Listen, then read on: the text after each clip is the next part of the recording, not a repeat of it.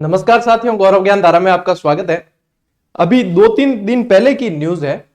जब मेरा थोड़ा सा स्वास्थ्य ठीक नहीं था तो मैं इस पे वीडियो नहीं बना पाया, लेकिन काफी सारे विद्यार्थियों के मैसेज आ रहे थे। तो ये जो निकल के आई है वो कर्मचारी चयन बोर्ड से संबंधित कि सिलेबस चेंज होंगे, भर्तियों के सिलेबस चेंज होंगे। तो ऐसे में क्या है कि मेरे पास में कई सारे कमेंट, कई सारे मैसेज आए, जिसमें टीचिंग एग्जाम की तैयारी करने वाले विद्यार्थी भी है, कर्मचारी चयन बोर्ड जो विभिन्न एग्जाम करवाता है वो भी है। होता क्या है कि सही गाइडेंस के अभाव में, सही तरीके से उसे देखने के अभाव में हम कहीं ना कहीं भूल कर देते हैं और वो फिर समय निकल जाता है तो वो कहीं ना कहीं हमारे लिए घातक सिद्ध होता है, क्योंकि वो समय तो हम उसी ऊहापोह में निकाल देते हैं। लेकिन मैं यहाँ पे आप लोगों का 5-7 मिनट का समय लूंगा और एक एक चीज क्लियर कर दूंगा कि कहाँ चेंज हो रहा है, कहाँ नहीं होगा, कैसे क्या है। ठीक है, सिर्फ समझने भर की देर है, उसको गलत तरीके से लिया है, आनंद फानंद में पड़ा है, वो चीजें हो जाती है।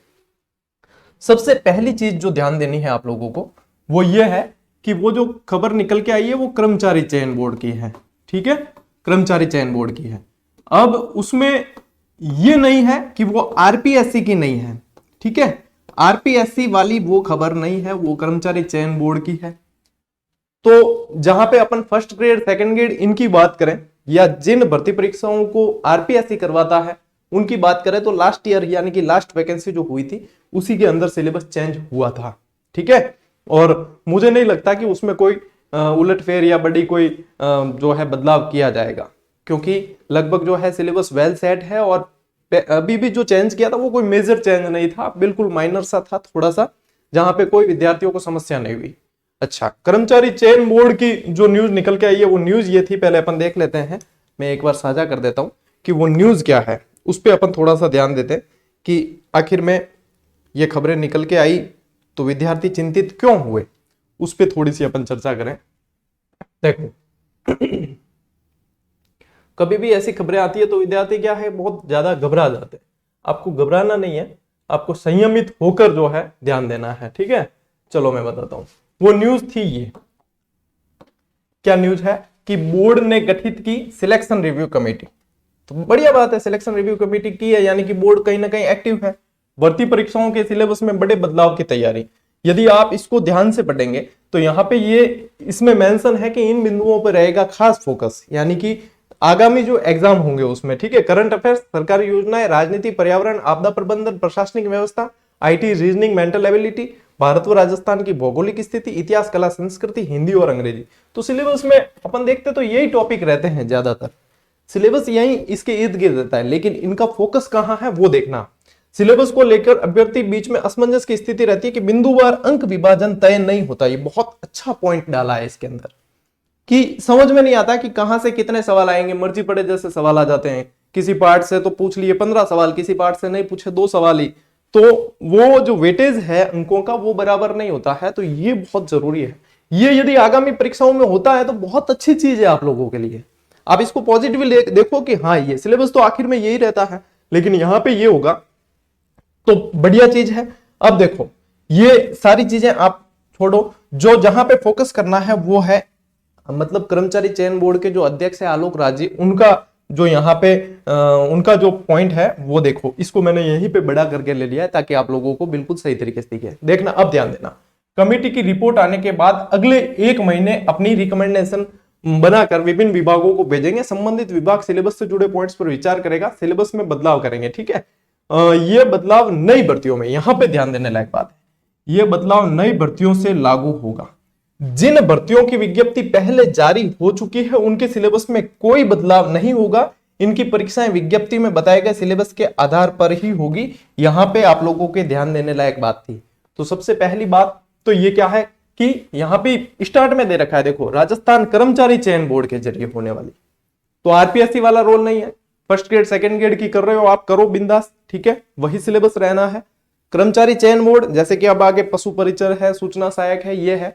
तो यहां पे भी मैं एक चीज और क्लियर कर दूं, आप लोगों को बताऊं नेक्स्ट में ही। देखो, अभी ये 19 तारीख का ही नोटिफिकेशन है, हाँ 19/12 का। ठीक है, जिसमें 5वें ऑप्शन, 5वें विकल्प से संबंधित बोर्ड ने नोटिफिकेशन जारी किया था। अब उसको मैं क्यों यहां पे ले रहा हूं, उसका कारण है कि ये 7 भर्तियां इसमें मेंशन की गई, इसी को बढ़ा करके यहां पे लिया है। ठीक है, ये 7 भर्तियां के 5वां विकल्प होगा, वो वाली बात है। अब देखो, यहां पे ये लाइन पढ़ो, बोर्ड द्वारा विभिन्न पदों की भर्ती के लिए 2023 में जारी निम्नलिखित विज्ञापनों, यानी कि ये इन भर्तियों के विज्ञापन हो चुके हैं जारी। यहां पे देखोगे तो संशोधित विज्ञप्ति है ये, ठीक है, ये देखो संशोधित विज्ञप्ति है, यानी विज्ञप्ति आ चुकी थी और संशोधित है, इनके सिलेबस वगैरह सब जारी हो चुके हैं 2023 के अंदर ही, ठीक है। अब इसमें सूचना सहायक सीधी भर्ती, यदि विज्ञापन की दिनांक भी देखनी है आपको तो 16 जनवरी 2023 को आई है, ठीक है। कनिष्ठ लेखाकार की तो यहाँ पे 20/6/2023 को है। फिर संविदा महिला स्वास्थ्य कर्मचारी की है वो 6/7 को है, ठीक है, 2023। संविदा नर्स वाली है ये भी 6 जुलाई को। संगणक की भर्ती है ये 7 जुलाई, ठीक है। कृषि पर्यवेक्षक ये 10 जुलाई। और यहाँ पे बात करते हैं अपन सबसे जो है चर्चा में भर्ती है पशु परिचर, तो ये है आपके 6 अक्टूबर, ठीक है, 6/10/2023, यानी कि इनकी जो है विज्ञप्ति जारी हो चुकी है। और अभी अपन ने जो उनका ट्वीट था, उनका जो बयान था, उसमें पढ़ा जिन पदों की या जिन भर्ती की विज्ञप्ति जारी हो चुकी है उनमें कोई बदलाव नहीं होगा, विज्ञप्ति में दिए सिलेबस के अनुसार ही एग्जाम होंगे। बदलाव नए जो विज्ञप्तियां आनी है, नई जो भर्ती परीक्षाएं आनी है उनमें होगा। तो यहां पे बस यही समझने भर का फेर था। एक विद्यार्थियों में 50 जिलों वाला बड़ा मतलब कोई कोई करते हैं, देखो वो या तो नए नए हैं, सीधी बात कि सर क्या वापस 33 हो जाएंगे, अखबार में न्यूज है। अरे महानुभावों, थोड़ा सा तो है आप सोचना सीखो, आप जो है उस पे मतलब उसका कंक्लूजन निकालना सीखो। वो क्या है, गजट नोटिफिकेशन जिन जिलों का जारी हो चुका है उसमें कोई बदलाव नहीं करेंगे। थोड़ा सा आप सोचो कि जो जिला जारी मतलब गजट नोटिफिकेशन भी हो चुका है, घोषणा होनी, घोषणा निरस्त की जा सकती है, गजट नोटिफिकेशन जिसका आ चुका है रिव्यू भले ही कर ले, लेकिन जो जिला जारी हो चुका है, बन चुका है, ठीक है, उसे यदि वापस मतलब हटाया जाएगा तो ये सोचो कि आगे लोकसभा के चुनाव आ रहे हैं, क्या ऐसा किया जाएगा? नहीं। 50 जिले, यहां जो 3 जिलों की नई घोषणा हुई थी उसे भूल जाओ, क्योंकि उसकी जो है गजट नोटिफिकेशन उसका जारी नहीं हुआ था, तो वो आपके कहीं भी अस्तित्व में नहीं आने हैं। लेकिन जो 50 जिले हैं उसके आधार पे, ठीक है। अब एक वीडियो और मैं बनाऊंगा जिसमें कि अब आने वाली वैकेंसी में आपको 50 के आधार पे पढ़ना है या 33 के आधार पे, उस पर अपन थोड़ी सी चर्चा करेंगे, इस वीडियो में नहीं, इसको सेपरेट रखते हैं। तो यहां पे मैं ये चीज क्लियर कर चुका हूं। पहली बात कि ये कर्मचारी चयन बोर्ड से जो एग्जाम होंगे उस पर आधारित है, आरपीएससी वाला नहीं है। तो आरपीएससी से जितने भी एग्जाम होते हैं उनपे तो नई विज्ञप्तियों पे भी लागू नहीं है, ठीक है। कर्मचारी चयन बोर्ड में इन विज्ञप्तियों के अलावा जो नए एग्जाम होंगे, जो नई विज्ञप्तियां जारी होगी, उसमें सिलेबस चेंज किया जा सकता है। तो उसका सिलेबस पहले जारी है ही नहीं, तो जब भी आएगी विज्ञप्ति उसके साथ में नया सिलेबस ही आएगा, तो चिंता की बात नहीं है। जो तैयारी इस चक्कर में या इन अफवाहों के चक्कर में या फिर रूमर्स कहीं से आ रही है कि नहीं नहीं पढ़ाई छोड़ दो, तो भैया यदि आप ऐसे चीजों से डाइवर्ट होते हो तो आपको कोई भी सही ट्रैक पे नहीं ला सकता, ठीक है।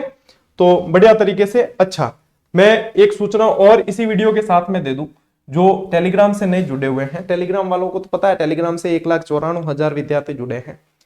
फर्स्ट ग्रेड की जो टेस्ट सीरीज अपन ने टॉपिक वाइज चला रखी थी, ये लगभग 1.5 साल की वैलिडिटी के साथ में अपन ने दी थी। अब कई महानुभाव ही कहूंगा मैं, वो कह रहे हैं सर टेक्निकल टीम को मैसेज करते हैं, सर दिसंबर में हमारी वैलिडिटी पूरी हो रही है, हमारी वैलिडिटी बढ़ाओ। भैया ये सन पे ध्यान क्यों नहीं देते हो आप? 2024 अगर यहां पे इस पे ध्यान नहीं दे पा रहे हो तो आप प्रश्नों पे क्या फोकस करोगे? यानी आपको तो अभी यही सीखने की जरूरत है। आप लोगों को तो अभी यही ज्ञान नहीं है कि उन चीजों को ध्यान से देखा जाए, डायरेक्ट पूछना है बस, डायरेक्ट नहीं, उसको देखो। ऑलरेडी हमने 2024 तक ये वैलिडिटी दे रखी है। दूसरी चीज कि अब आप देखोगे तो नए जिलों के अनुसार इसे पूर्णतः अपडेट कर दिया, और मैंने स्वयं ने अपडेट किया। जब मैं बीमार था, क्लास नहीं ले पा रहा था, गले में इंफेक्शन था, लेकिन मैं ये काम तो कर सकता था, तो मैंने ये काम किए हैं।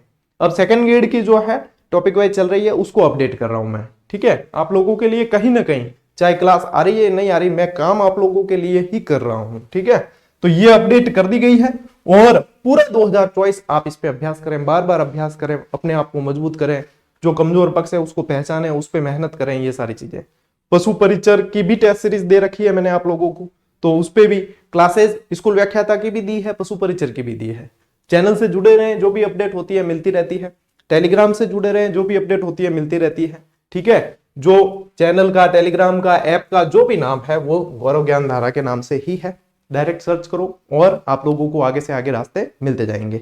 तो उम्मीद कर रहा हूं कि इस वीडियो के माध्यम से आप लोगों की ये शंका तो पूरी तरीके से अब दूर हो चुकी है। तो फालतू की टेंशन दिमाग में नहीं रखनी है, पढ़ने पे फोकस रखो। फोकस ये करो कि नियमितता कैसे रखनी है, अपने जो सीटिंग टाइम है वो कैसे बनाना है, पढ़ने के जो घंटे हैं उनमें कैसे वृद्धि होगी, पढ़ने पे फोकस कैसे होगा, इन चीजों पे फोकस करो। ठीक है, ये अफवाहों पे और इनसे डाइवर्ट होने पे फोकस मत करो। ये बहानेबाजी है जो आपको आपके लक्ष्य से दूर करेगी।